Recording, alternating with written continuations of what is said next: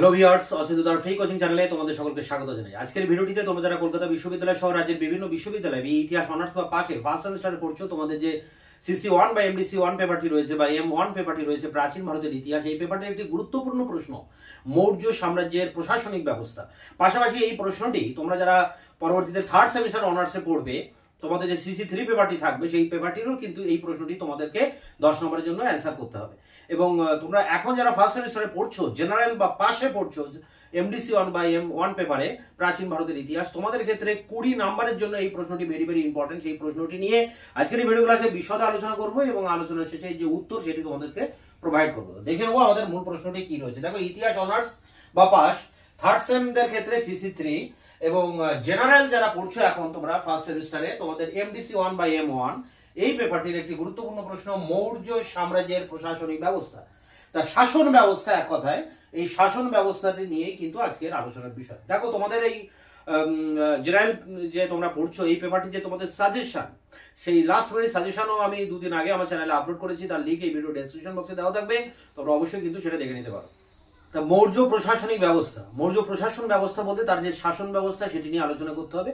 আমরা কয়েকটি ধাপের ভিতর দিয়ে বা কয়েকটি পয়েন্টের ভিতর দিয়ে আমরা কিন্তু সেটা আলোচনা করব। তা দেখো, মৌর্য সাম্রাজ্যকে অনেকগুলি প্রদেশে ভাগ করা হয় এবং প্রদেশগুলিকে আবার জেলায় ভাগ করা হয়, জেলাগুলিকে আবার গ্রামে ভাগ করা হয়। এবং গ্রামের শাসন কিন্তু ছিল স্বায়ত্ত শাসন, মানে গ্রাম সভা ছিল এবং সেই সভা থেকেই গ্রাম শাসিত হতো, সেই চলতে স্বায়ত্ত শাসনের মতো। এখন মৌর্য যুগে এই চন্দ্রগুপ্ত মৌর্য ভারতবর্ষে একটা সুন্দর প্রশাসনিক ব্যবস্থা গড়ে তুলেছিলেন। ভারতবর্ষের প্রথম কোনো একটা সুন্দর শাসন কাঠামো তিনি তৈরি করেছিলেন ভারতবর্ষে। এই জন্য তাকে ভারতের প্রথম ঐতিহাসিক সম্রাটও বলা হয়। এখন এই প্রশ্নটি আমরা যে পয়েন্টের মধ্যে আলোচনা করবো, দেখো প্রথমে রয়েছে কেন্দ্রীয় শাসন। মানে মৌর্য শাসন ব্যবস্থা বা তার প্রশাসনিক ব্যবস্থার কয়েকটি পার্ট আছে, যেমন কেন্দ্রীয় শাসন, প্রাদেশিক শাসন, স্থানীয় শাসন। তা কেন্দ্রীয় শাসন, তা সমগ্র যে কেন্দ্রীয় ব্যবস্থা, কেন্দ্রীয় শাসন ব্যবস্থার শীর্ষে ছিলেন সম্রাট এবং তিনি ছিলেন শাসন ব্যবস্থার প্রধান। এবং এই কারণে দেশের যে আইন, শাসন, বিচার বা সামরিক ব্যবস্থা সবকিছুকে তিনিই কন্ট্রোল করতেন। এবং তাকে এই কাজে সাহায্য করার জন্য বিভিন্ন সচিব ছিলেন, মন্ত্রী পরিষদ ছিল, মন্ত্রী ছিল, এরকম একাধিক কর্মচারীর সাহায্যে তিনি কিন্তু এই কেন্দ্রীয় শাসনটি পরিচালনা করতেন। তা সেই কর্মচারীরা কারা রয়েছে একবার দেখে নাও। প্রথমে এই কেন্দ্রীয় শাসন ব্যবস্থায় প্রথমে রয়েছে সচিব, প্রধান গুরুত্বপূর্ণ যে কর্মচারী তিনি ছিলেন সচিব। এবং এই সচিবদের সাহায্যে রাজা বিভিন্ন কাজ পরিচালনা করতেন। আভ্যন্তরীণ এবং বৈদেশিক বা পররাষ্ট্র ক্ষেত্রে সচিবদের পরামর্শ নিতেন এবং সচিবরা অনেক সময় যুদ্ধ ক্ষেত্রেও রাজার সঙ্গী হতেন। এবং এই সচিবদেরকে সচিব এক কথায় রাজার প্রধান কর্মচারীদের মধ্যে প্রথমেই রয়েছে এই সচিব। অর্থশাস্ত্রে, কৌটিল্যের অর্থশাস্ত্রে এই সচিবদের ব্যাপারে কিন্তু বারবার কথা বলা হচ্ছে। এই সচিবদের মধ্যে থেকে যারা পারদর্শিতা দেখাতে পারতেন সেই তারা মন্ত্রীর পদে নিয়োগ হতেন।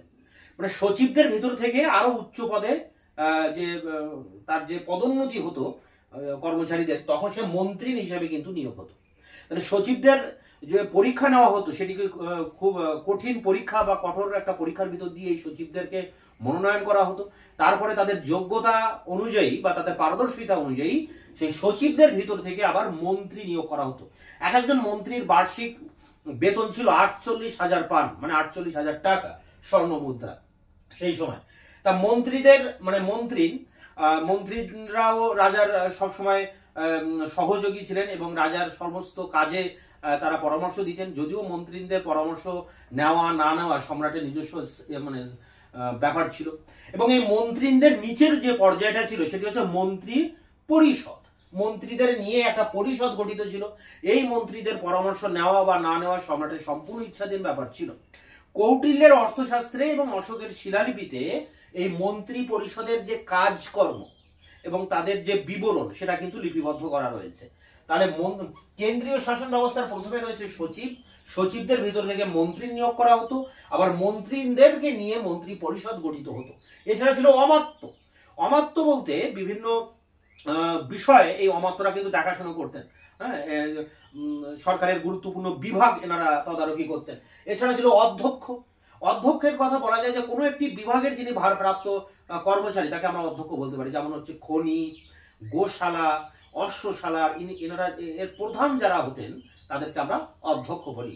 যেমন নগরাধ্যক্ষ, অশ্বাধ্যক্ষ, বলাধ্যক্ষ, এরকম বিভিন্ন অধ্যক্ষ ছিলেন।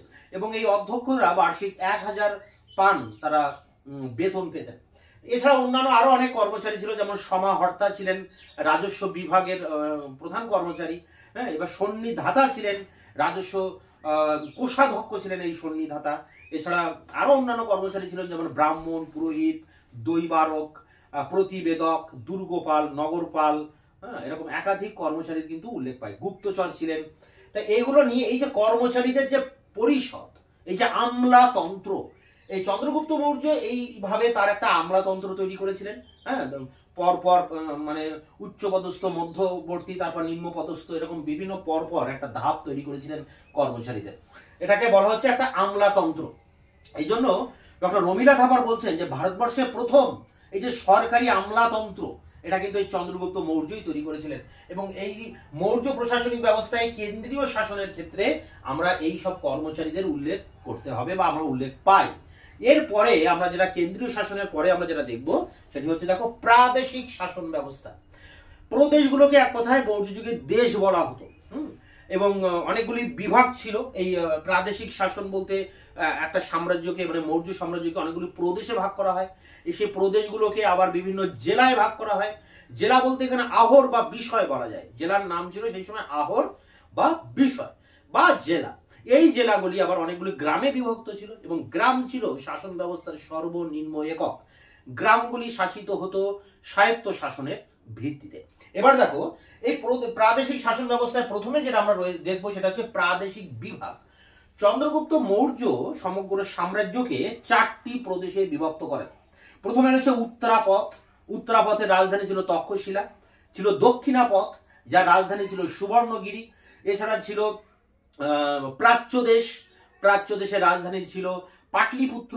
এছাড়া ছিল অবন্তী, যার রাজধানী ছিল উজ্জয়িনী।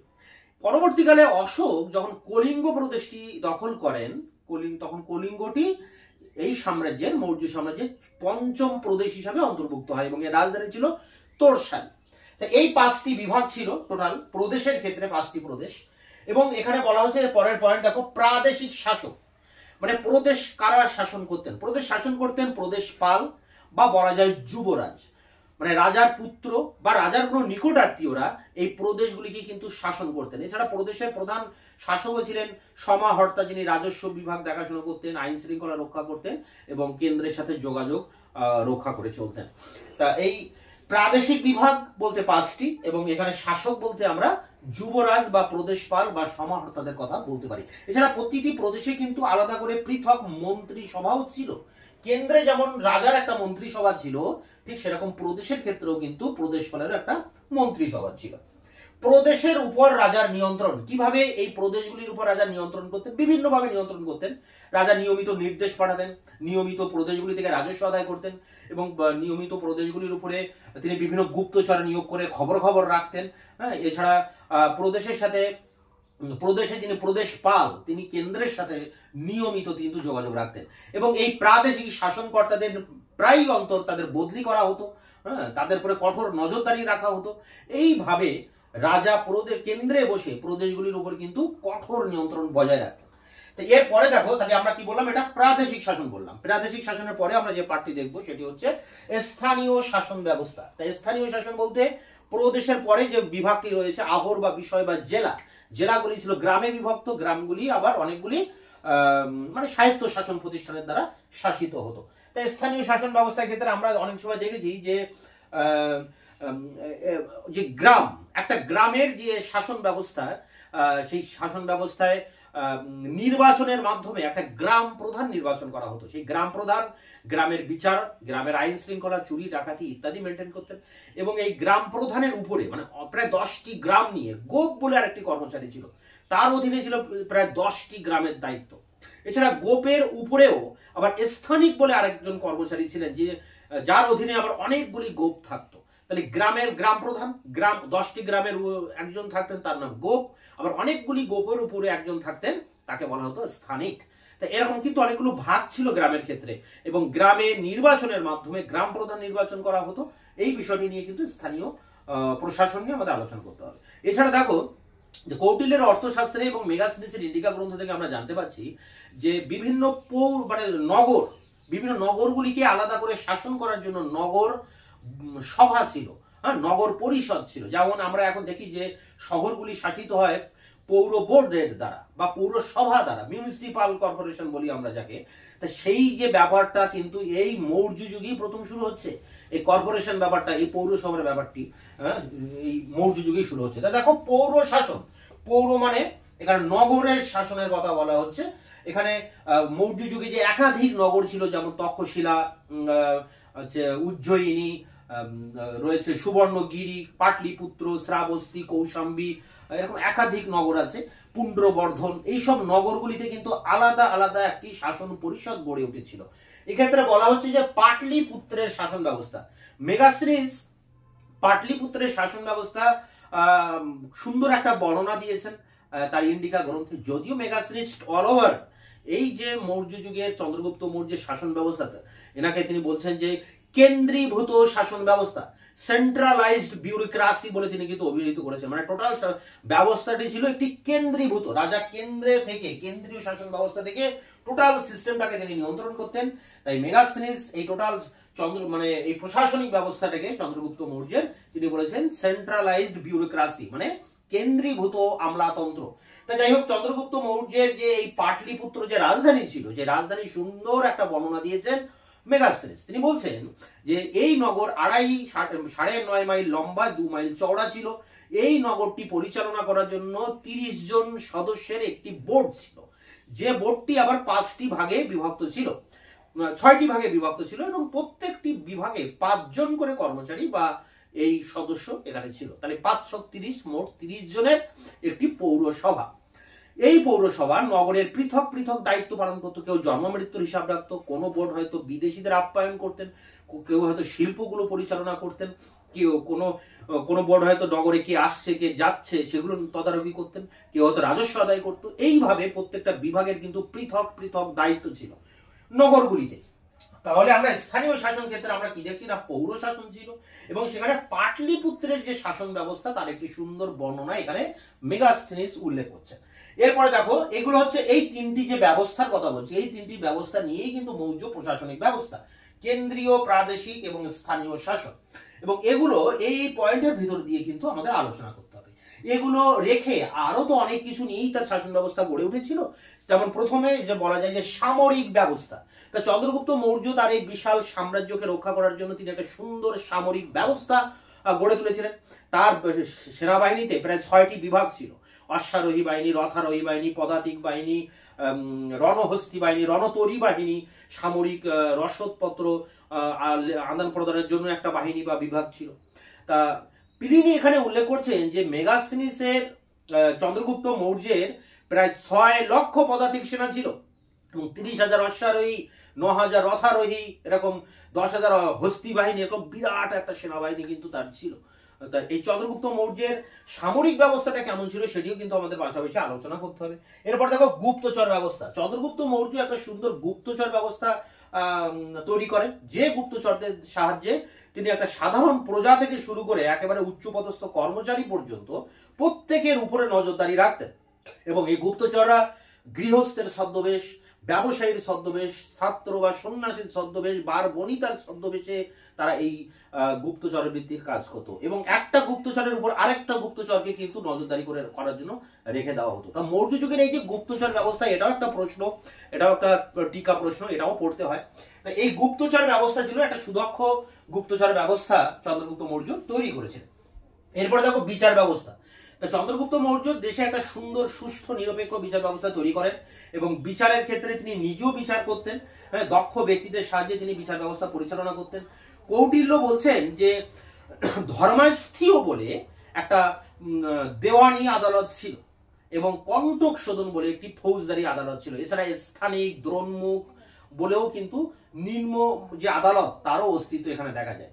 বিচার ব্যবস্থা কঠোর ছিল, অঙ্গহানি, প্রাণদণ্ড, জরিমানা ইত্যাদি কিন্তু এই বিচারের ক্ষেত্রে আমরা দেখতে পাই শাস্তি স্বরূপ। তা বিচার ব্যবস্থা নিয়ে আলোচনা করতে হবে। এরপর দেখো রাজস্ব ব্যবস্থা। তা রাজ্যের প্রধান আয় ছিল ভূমি রাজস্ব, এবং ভূমি রাজস্ব ছিল 6-1 ভাগ বা 4-1 ভাগ। রাজস্ব শস্যও দেওয়া যেত, আবার নগদের মাধ্যমেও কিন্তু রাজস্ব দেওয়া যেত। সাধারণত এই যে রাজস্ব আদায় হতো কৃষকদের কাছ থেকে 6/1 বা 4/1, একে আমরা বলি ভাগ।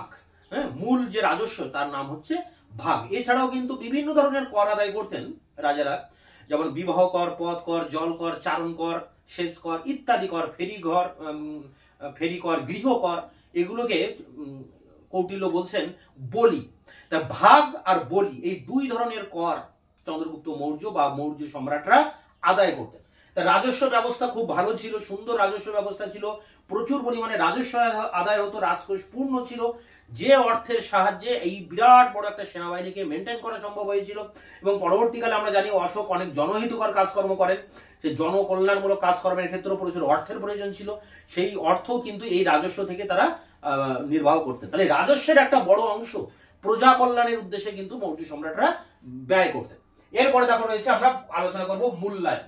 তা চন্দ্রগুপ্ত মৌর্যের এই টোটাল সামগ্রিক শাসন ব্যবস্থাকে মেগাস্থেনিস বলছে কেন্দ্রীভূত শাসন ব্যবস্থা বা সেন্ট্রালাইজড ব্যুরোক্রেসি। অনেক ঐতিহাসিকরা বলছেন যে এই চন্দ্রগুপ্ত মৌর্যের শাসন ব্যবস্থা ছিল একটা প্রজা কল্যাণকারী একটা স্বৈরাচারী শাসন ব্যবস্থা। অনেকে আবার একে বলছেন সীমাহীন স্বৈরাচার।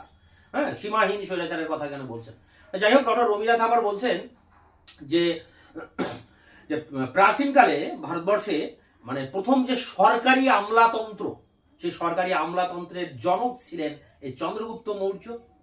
এছাড়া ভিনসেন্ট স্মিথ আবার এই টোটাল এই চন্দ্রগুপ্ত মৌর্য বলো বা মৌর্য সাম্রাজ্যের যে প্রশাসনিক ব্যবস্থা, এটাকে পর্যালোচনা করে তিনি বলছেন যে আকবরের যে শাসন ব্যবস্থার কথা আমরা বলি তার থেকেও অনেক ভালো, অনেক উন্নত মানের শাসন ব্যবস্থা ছিল ভারতের প্রথম শাসন ব্যবস্থা, প্রশাসনিক ব্যবস্থায় চন্দ্রগুপ্ত মৌর্যের শাসন ব্যবস্থা।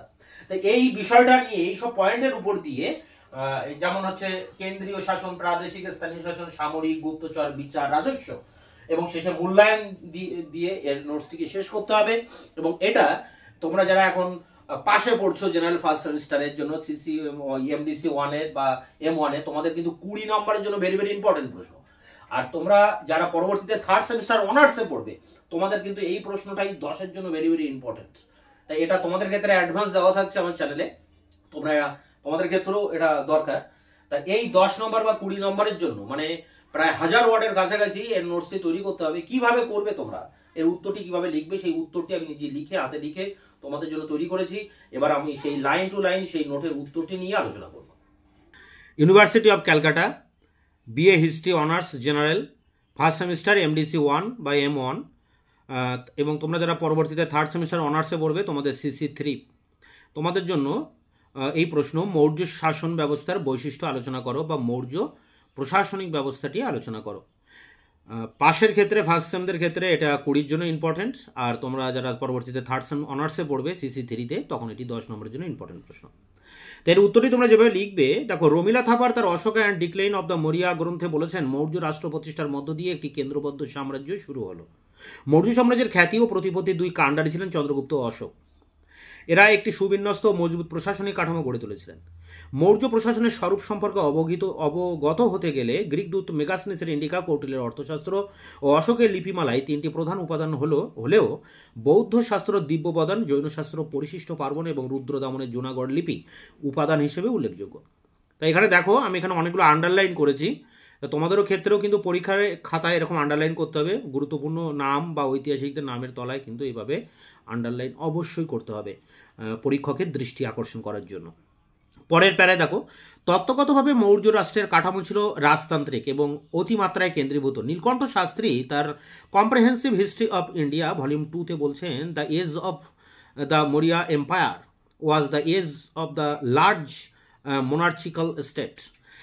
এখানে বলা হচ্ছে যে রাজা, অমাত্য, জনপদ, দুর্গ, কোষ, বল এবং মিত্র রাষ্ট্রের এই 7টি অঙ্গ শাসন ব্যবস্থাকে পূর্ণতা দিয়েছিল। অর্থশাস্ত্রে বলা হয়েছে রাজা ও রাষ্ট্র সমার্থবাচক। রাজা ছিলেন প্রশাসনের কেন্দ্রীয় উৎস এবং প্রধান সেনাপতি ও সর্বোচ্চ বিচারক। তাই বলা যায় যে মৌর্য শাসন ব্যবস্থার গঠন প্রকৃতি ছিল আক্রমণাত্মক। পরের প্যারায় দেখো, তবে আধুনিক ঐতিহাসিকগণ অশোকের লিপিসমূহ বিশ্লেষণ করে বলেছেন মৌর্য শাসন ব্যবস্থা সর্বত্র সমচরিত্র সম্পন্ন ছিল না। রাজধানী পাটলিপুত্র থেকে যাবতীয় প্রশাসনিক ক্রিয়াকলাপ পরিচালিত হতো। বিশাল মৌর্য সাম্রাজ্যের সর্বাপেক্ষা গুরুত্বপূর্ণ এলাকা ছিল মগধ, যা মাতৃ রাষ্ট্রের সমতুল্য।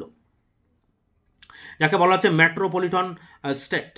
উত্তর ভারতে মহাজনপদগুলি যা মৌর্য রাষ্ট্রের অঙ্গীভূত হয়েছিল তা মূল এলাকা বা কোর এরিয়া এবং কেন্দ্রীয় অঞ্চল থেকে বহুদূরে অবস্থিত সীমান্তবর্তী এলাকাগুলি মানে প্রান্তীয় অঞ্চল পেরিফেরাল এরিয়া বলে বিবেচ্য হয়েছিল। এই তিন প্রকার ভূখণ্ডের উপর মৌর্য প্রতাপ ও আধিপত্য বজায় ছিল। কিন্তু রমিলা থাপার তার দ্য আর্লি ইন্ডিয়াতে লিখছেন, অর্থনৈতিক ও সাংগঠনিক বৈচিত্র্যপূর্ণ সুবৃহৎ মৌর্য সাম্রাজ্যের সর্বত্র কেন্দ্রীভূত প্রশাসন প্রতিষ্ঠা অসম্ভব। এজন্য বলা যায় যে শাসন কাঠামোর চরিত্রে বিকেন্দ্রীকরণ প্রবণতা ছিল। পরের প্যারা শুরুতে একটু বলে রাখি, এই নোটসে কিন্তু খুবই অত্যন্ত স্ট্যান্ডার্ড কোয়ালিটির নোট, এতে প্রচুর সোর্স দিয়ে লেখা হয়েছে নোটসটি, তাই এটি কিন্তু একেবারে যে পাতিভাবে লেখা তা নয় এবং পাতিভাবে কিন্তু এই উত্তরটি করা হয়নি, সেটা তোমরা পড়লেই বুঝতে পারবে। এবং এই নোটসটি তোমরা কলেজের স্যারকে দিয়ে যাচাই করে দেখে নিতে পারো, এটি কিন্তু কলেজে হায়েস্ট নাম্বার তুলবে এই কোশ্চেনটির উপরে। মৌর্য শাসন ব্যবস্থায় কর্মচারীদের এই কর্মপর্যায় ছিল।